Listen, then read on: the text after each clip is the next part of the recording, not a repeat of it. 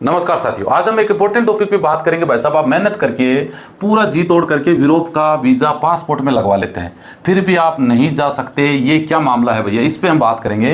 क्योंकि भाई सबसे पहले तो सपना होता है कि यूरोप का वीज़ा मिल जाए, साम दाम दंड भेद सब कुछ करके वीज़ा लगवा भी लिया पासपोर्ट में, चाहे यूके हो, कनाडा हो, यूएसए हो, ऑस्ट्रेलिया, न्यूजीलैंड, कोई भी कंट्री हो सकती है। यहाँ पे हम सब कंट्री की बात करेंगे, फिर भी आप नहीं जा सकते। इसका क्या कारण हो सकता है?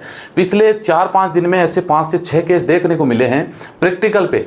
उस आधार पे ये मैं बातें बता रहा हूँ कि भाई साहब सब कुछ सही है, आपने एजेंट को डॉक्यूमेंट दे दिए, एजेंट ने आपको वीज़ा भी लगा दिया, आपने वीज़ा वेरीफाई कर लिया, पासपोर्ट में स्टिकर लग गया, एक नंबर में पूरा काम है। आपने मान लो मेरे से भी बात कर ली, मैं भी बोलती हाँ जी सर ओके, आपका वीज़ा ऑनलाइन चेक हो रहा है, कोई दिक्कत नहीं है।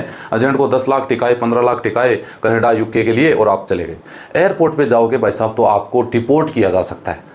अब पासपोर्ट वगैरह आप सोचोगे यार ऐसा क्या है भैया, सब कुछ ओके है, आपने एम्बेसी में वेरीफाई कर लिया, फिर भी ओके, फिर भी आपको डिपोर्ट कैसे किया जा सकता है? इस पे हम बात करेंगे। देखो, आपने किसी एजेंट को मान लो हायर कर लिया, एजेंट को आपने पूरे डॉक्यूमेंट दे दिए, सब कुछ दे दिया, एजेंट को पकड़ लिया। एजेंट ने बोला जी कनाडा पहुंचाने के 10 लाख लूंगा, 15 लाख लूंगा यूके के, और आपको पहुंचा देंगे, आपको यहाँ का है ना चार्जेस भी आपने पे कर दिया, आपने सब कुछ, आपका जो भी प्रोसेस होता है पासपोर्ट के अंदर, वीज़ा लग गया, पीसीसी बनवा ली, इंश्योरेंस बनवा लिया, सब कुछ आपने ओके कर लिया, और यहाँ से एकदम खुश होकर मान लो आप चले गए।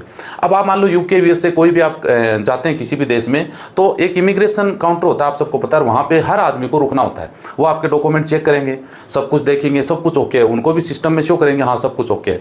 फिर मान लो आपसे कुछ सवाल कर लिए उन्होंने, ये तो आप मान के चलिए कि सवाल जवाब तो होने हैं, चाहे आप खुशी का कोई भी वीज़ा लेके चले जाओ।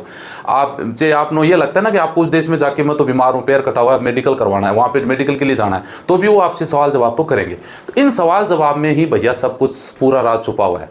मान लीजिए एजेंट है ना, बहुत सारे लोगों से मेरी बात होती है, भाई साहब कुछ कोई प्रोफाइल नहीं है आपकी, फिर भी वो आपको वीज़ा टिका देते हैं। कल एक बंदे का न्यूजीलैंड का वीज़ा, बोला सर मैंने तो सिर्फ पासपोर्ट दिया, भाई साहब वीज़ा दे दिया न्यूजीलैंड का। बताओ, न्यूजीलैंड कुछ तो मांगता होगा भाई साहब, ऐसे पकड़ा देता है पासपोर्ट की फोटोकॉपी पे 12,500 वीज़ा के आप दे दो पैसे, ऐसे तो नहीं है, कोई डॉक्यूमेंट तो मांगता होगा ना। वो डॉक्यूमेंट ये एजेंट साहब तैयार करते हैं आपके। अब इसमें देखो सबसे बड़ी झोल क्या है, बहुत सारे वीज़ा में ऐसे होते हैं जिसमें स्पॉन्सर लेटर मांगा जाता है। आपने देखा ना कई बार कि यार कोई स्पॉन्सर नहीं कर रहा है। स्पॉन्सर मान लो एजेंट लोग हैं, उनका तो भैया बड़ा तगड़ा सिस्टम, पूरा आगे तक पूरा नेटवर्क फैला हुआ है।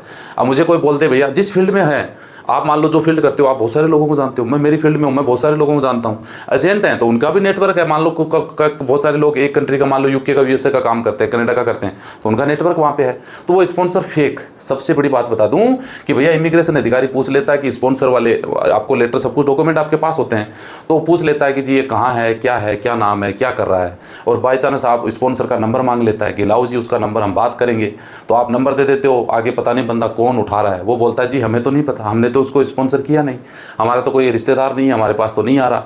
कहने का मतलब यह है कि आपका मान लो साम दाम दंड भेद। कल एक बंदे, कल नहीं भैया बहुत सारे, कल तो दूसरा था, 10-15 दिन पहले एक बंदा आया, बोला सर न्यूजीलैंड हमारा एक बंदा कनाडा पहुंच गया, और मैं जानता हूँ उस एजेंट को जिसके थ्रू उन्होंने काम करवाया, 6 लाख रुपए पहुंचने के दिए, वर्क परमिट के 12 लाख उधर और देने। तो मैं बोला भैया विजिट वीज़ा में? बोला हाँ विजिट वीज़ा में गया कैसे? बोला सर कुछ नहीं। मैं बोला उसकी प्रोफाइल है, क्या करता था? बोला सर ये खेती बाड़ी का काम। मैं बोला हद हो गई, खेती बाड़ी करने वाला काम कनाडा पहुंच जाता है, बताओ बंदा। अब एजेंट ने कारस्तानी तो की है ना, पहुंचाने के 6 लाख लिए, वीज़ा कितने का है? $100 का वीज़ा भाई साहब, 8,000 का वीज़ा का 6 लाख रुपये लिए, तो एजेंट ने पूरा प्रोसेस तो किया होगा। अब प्रोसेस में क्या किया है, ओरिजिनल होता तो बंदा देता, डुप्लीकेट एजेंट ने तैयार किए हैं, तो एजेंट ने अपने स्तर पे तैयार किए हैं। अब उनका मान लो कल को पकड़ा जाता है, भाई साहब 5 साल का बैन है, 5 साल के लिए बैन कर दिए जाओगे उस देश में, और डिपोर्ट करके घर भेज दिए जाओगे। ऐसे 5-6 केस पिछले 4-5 दिन में मैंने देखे हैं, जिनका वीज़ा सब कुछ था, उनके पासपोर्ट में उनको वीज़ा के लिए फेक स्पॉन्सर दिया गया, यानी उस एड्रेस जिस स्पॉन्सर को बताया गया वो रियल में है कनाडा में, लेकिन जब उनसे फ़ोन नंबर पे बात हुई तो बोला हमने तो नहीं दिया, है ना। वो एजेंट ने गलती करी ना, उसकी जगह वो नंबर दूसरा दे देता मान लो, या किस तरीके से कोई चेंज कर, वो बंदा पहुंच जाता। भाई साहब कनाडा एयरपोर्ट से उसको डिपोर्ट कर दिया गया।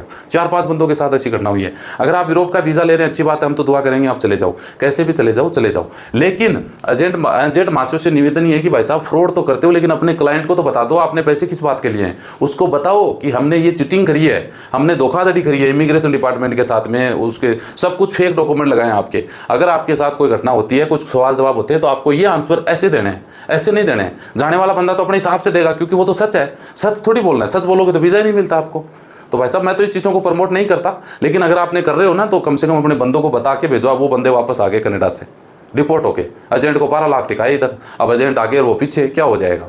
इसीलिए मैं ये बात आप लोगों के साथ शेयर करी है वीज़ा मिले सावधानी पूर्वक पहुंचो, एजेंट को बोल देना अरे मेरे बाप सच तो बता दे उसने कौन से डॉक्यूमेंट कैसे कैसे लगाए हैं, क्या हमें पूछे तो हमें क्या जवाब देना है, ताकि आप इमिग्रेशन क्रॉस कर लो।